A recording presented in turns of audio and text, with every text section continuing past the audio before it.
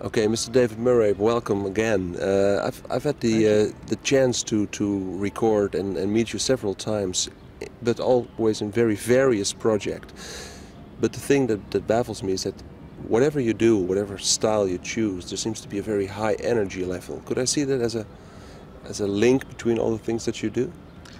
Yeah, the energy level must be high in order for me to cooperate, because for it to exist in my music, because my intensity level is there. I like to have musicians that are around me that can reach this level of intensity within a snap of a finger. I'm never one to be subdued, and I don't like the people around me to play subdued either.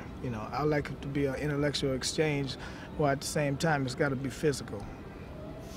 This exchange, is that something that you can feel in advance before you play for people that you will have that, or is it something that you have to find out while playing? Well, the music that we play hopefully propels us to this level.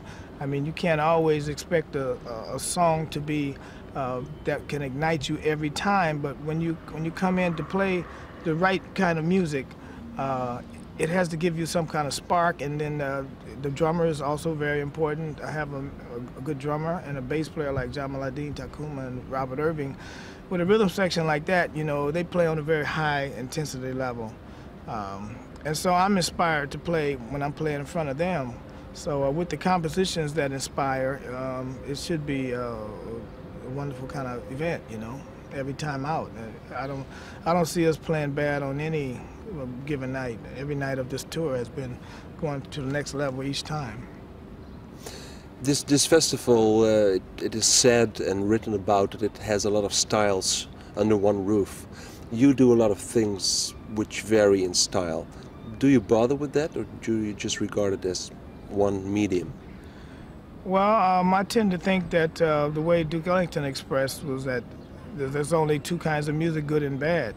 I don't like people to put maps on my taps. I don't like people to tell me where I'm going to be. Where I'm going to be 10 years from now, where I'm going to be 2 years from now.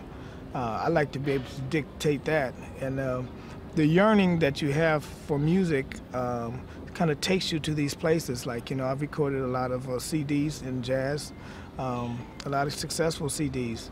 Now I'm going on to a different thing, more into world music, and I expect to be successful in that area as well.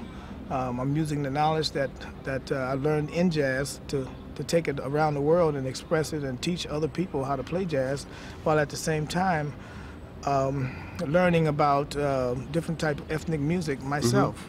Mm-hmm. I'm a student of their music as well now. And at the same time, see, when I go to these places to do, like we go to Dakar, we go to Dakar, we go to the Caribbean. It'll be a project connected with doing. It's not just a record; it's a project.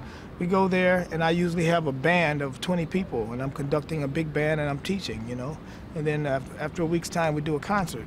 We go to Africa, I do the same kind of thing. Yeah. And that's my part of giving. And what I get in return is I want to do a record with find some local talent that's very good. And I want to bring my rhythm section from the United States and add to that rhythm section, then add others in, and then come up with an idea, come up with a concept. And that's how we came up with Faux Duck Review, through the collaborations with Bobby Irving, myself, and Doudou and Daye Rose. It started in a big workshop situation in Paris at the Banoué Blue Festival. You mentioned the Faux Duck Review, which is the group that you will play now with here at the North Sea Jazz Festival. Could you tell us something about the name of that? Well, the word faux duck means where do you come from? Who are your people? If I say faux duck to you, you say Netherlands, of course. So faux duck is a word in Wolof that means who are your people? What tribe are you from? Where are you from? What are you about? So curiosity is a force, a driving force for you? Yeah, it's a question. When we took 12 kids from Paris to Dakar, and we all had our little plan here, I had our little card here on ourselves, and it said "Faux Duck," and it was a question mark, and so we're all walking around with the sign that says, "Where do we come from?" And yeah, we at that time we came from Paris, you know, and but we're trying to find. They're trying to find roots. They're trying to find different things. You know, me myself, I'm just connecting with something that's been lost in the past. I'm not necessarily trying to find my roots. My roots are in California, but I'm just trying to connect with my brothers that I've been taken away from in the process of the New World. One thing that I come across every once in a while is people who might call themselves jazz purists and who have a kind of a problem with this mingling with world music and ethnic music, if you will. What do you have to say to those people? I tell them to go buy my old records. If they really want me to stay in that bag, they could go buy my old records. And you know, if they want to sponsor a acoustic tour of mine, they can do that. I still play that way sometimes. But if they want to put their money where their mouth is, that's fine. They can. Otherwise, you know, critics. You need critics. So everybody needs a critic. You know, I myself am my biggest critic. You know, but one thing that I won't let a critic do is pin me down and tell me exactly where I need to be. Say, oh, you need to stay in this. Oh, no. I'm doing what I want to do. I'm doing a record in October in Guadeloupe. We're going to record some music with some Wakao musicians and with some musicians from Bel Air musicians from Martinique, Tiraou Gravalier and Claude Kiavu. People like that. I'm going to record some people from Cape Verde. People like this great singer named Teofilo Chantre, who sings in Creole. It's great. It's really great. He's usually opening act for Cesar Ivora. And so we're hooking up, and just, you know, I'm hooking up with a lot of people in Paris. You know, it's just really is the place for international exchange. Paris is great for that. And I'm able to get to people all over the Caribbean, all over Africa. Well, you open a lot of musical doors for us. Yeah. I mean. Well, and still at the same time, I'm still doing my jazz quartet. I just came back from Japan with the quartet with Dee Dee Jackson and Wilbur Morris and Mark Johnson. We played 2 weeks in Japan. So, you know, it depends on what time of the year it is. You can catch me with various ensembles. Well, doing what you feel like doing is like a pretty basic privilege, isn't it? Yeah, you know, it still comes down to the fact that I play the music that I write, and, you know, if you don't want to hear that particular version, go home and listen to some of my old records. It's there, so why not? It's there. It's documented. Yeah. It's there.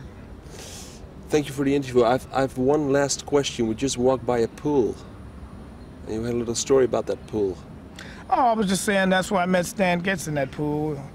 He asked me, somebody had, in '78, they had a big tenor battle here. And somebody couldn't show up, and so they needed a sax player. I was a young sax player on the make, you know, and so they suggested maybe, so Stan suggested to Illinois Jacquette that, hey, why don't you get David? And, you know, it all went down in this pool. It's funny, it's to see this pool.